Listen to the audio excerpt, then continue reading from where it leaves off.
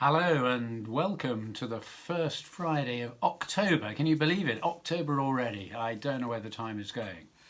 Definitely a day for staying inside. Looking outside at the moment, it's absolutely teeming with rain and very autumnal. Summer is definitely over, that lovely Indian summer. But I hope you had a good week. It's been a very good week for St Mary's Church. Last weekend particularly very special. On Saturday we hosted the ordination of our curate Solvig. It was the first for the Bishop of Sherborne who ordained Solvig. It was her very first ordination, and congratulations to Solvig on her priesting. And it was a really lovely service, and there is a video of the service which you can watch online if you go on to www.swanshageteam.com. You'll see a link from John, our rector, to the video. So if you want to watch the ordination, you're very welcome to do so. And on Sunday, Solvig celebrated her first Eucharist as an ordained priest, and she celebrated, and it was a lovely service, and we sang some music that she particularly wanted, and also featured a very nifty solo from John Mann on the violin. So that was great, and it was lovely to see some old friends around, and the previous presenter from Salisbury, Tom Clammer, was at the ordination and again on Sunday. And there was a really good number of people at church on Sunday. In fact, the galleries were in use as well. So very, very encouraging indeed in these difficult times that people are coming together and celebrating and praying together. So really, one way or another, a great week. It's looking like for the time being we're going to be able to continue with our choir practice and our services as long as the restrictions don't change again, which is very likely, I guess. But this coming Sunday is special for us because we're going to be reintroducing choral evensong for the first time since March. And although we're all going to have to sit down in the aisle and spread ourselves out, it'll be a start. And it's just sort of slow steps, seeing how we go, but I'm very much looking forward to it, and hopefully this will be the beginning of a new era really, and that gradually we'll be able to get back to a little bit of normality. But we'll see how we go, and I can report back next week on how it all went. So we are continuing with the online services, although on Sundays we're moving our service back to 10:30 at St Mary's from 11.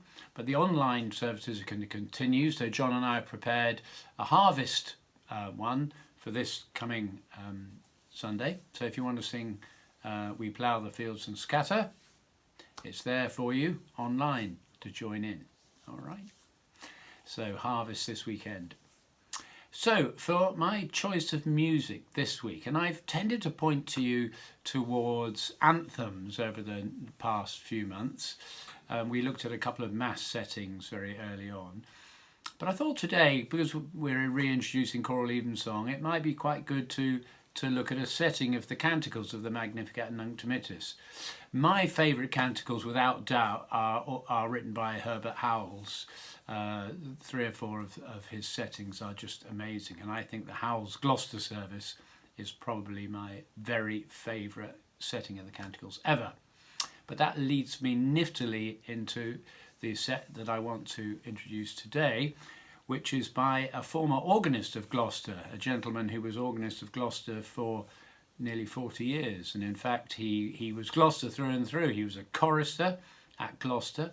He was an article pupil. He was assistant organist and director of music. That person is Herbert Sumption. It's interesting, there were quite a lot of people that worked or were associated with Gloucester, all called Herbert. Herbert Howells, Herbert Sumption, Herbert Brewer. Anyway, Sumption, who lived for 96 years, amazing really. As I say, he started as a boy, a chorister in Gloucester Choir, and then he was an article pupil to Herbert Brewer, who was the esteemed cathedral organist of the time. And he was an article pupil, which meant that he sort of did all the things that the cathedral organist did. He learnt about the organ, he learnt about choir direction, he learnt about music theory, and it was a sort of work thing, work experience, I suppose you'd call it. And other notable figures that did it, Ivor Gurney did it, same period, and so did Herbert Howells. So he was in pretty good company, Sumption. Sumption later on became assistant organist at Gloucester to Herbert Brewer, his mentor. He went to fight in the war, and after the war, this is the First World War, after the war he was appointed, this is Sumption, was appointed organist of Coventry Cathedral. But just as he was about to take up his position, Herbert Brewer at Gloucester suddenly had a heart attack and died, and Brewer had wanted Sumption to succeed him, so the deans and chapters of both Coventry and Gloucester had they did some sort of deal on a transfer, and Herbert Sumption went to Gloucester, where he stayed for nearly 40 years. He was the principal conductor of the three choirs for 11 home festivals and for 35 festivals, and he was regarded as one of the finest orchestral conductors of the three cathedral organists, one of the finest that there'd ever been. My dog is barking outside. I'm just going to have to go and rescue him. I thought I'd leave that in, at least it's sort of live. Anyway, yes, so Sumption really was a brilliant orchestral and big choral work conductor.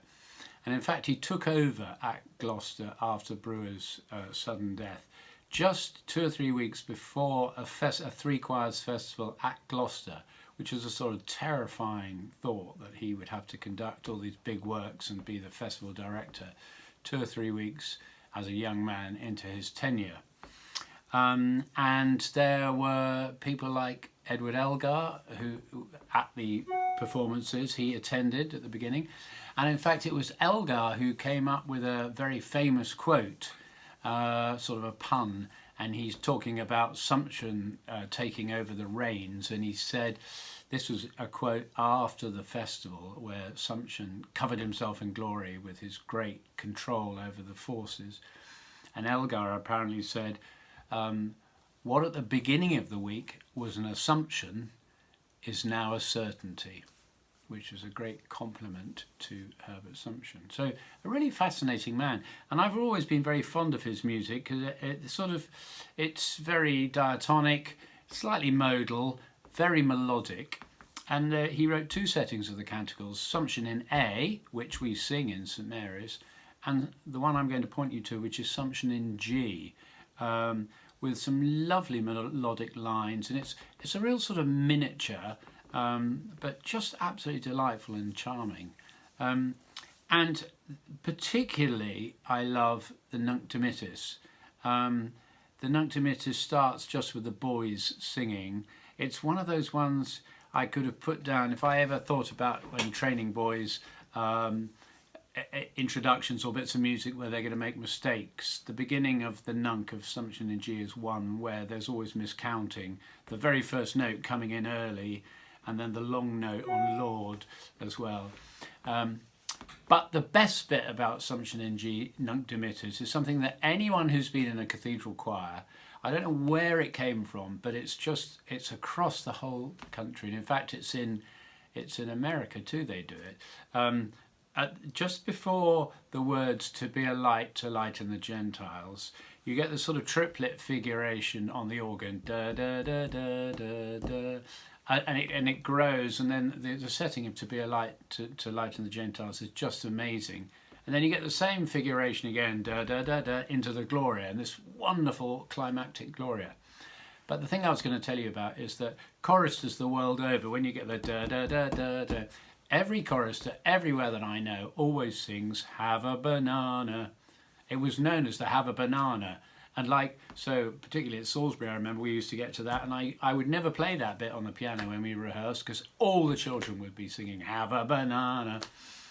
And wherever I've been, that's what, when I was a kid at St Paul's, we always used to sing "Have a Banana." Don't know where it came from. Good story. So anyway, I'm going to point you to a performance of this by the Gloucester Cathedral Choir,